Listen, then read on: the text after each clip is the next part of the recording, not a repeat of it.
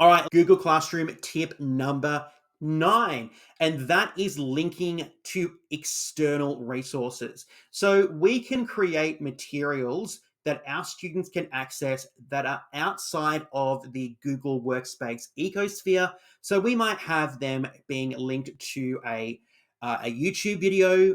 We might be having them linked to a Canva template. We might have another resource, a Kahoot game, Bamboozle. We could have absolutely anything that we might ask our students to access. So let me show you how easy it is to do this. So I'm going to come back up here to create.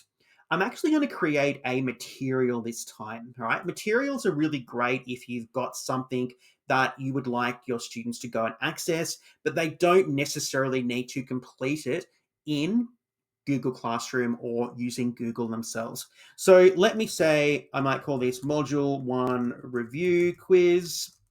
All right, you can pop in your description here, okay? And then you can actually attach a number of different things. We have access to Drive, so maybe you have a workbook or a worksheet or something that you would like your students to complete. We can add a YouTube video. We can create a document using Google, all right? We can upload something, or we can add a link just here. So I don't have any links on me, so we might head over to my website and we might just grab this one here for the EdTech collections, and I'm going to paste that in there. And then that link is now accessible for my students so that when they head into the classroom, they literally will just click on that to be able to access that particular resource. So you pop in your description, your instructions, and then the link is available for your students. So being able to link to those external resources is so super simple when you're using Google Classroom, okay? And then again, if you would like to use a piece of material that you have created, we can post it, all right, which will post it straight away to your students.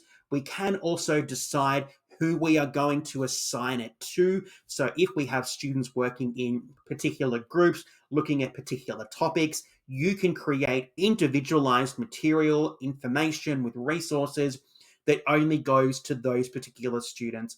I don't have any students in this classroom at the moment, so I can't show that to you, but that is a really handy dandy way of being able to create resources that are specific for students. We also do have a couple of other options here. We have the schedule option. I'm not going to show that to you just yet. We can also save it. So if it's not quite ready to be distributed to students, we can save that and come back to it later. And we can also discard the draft.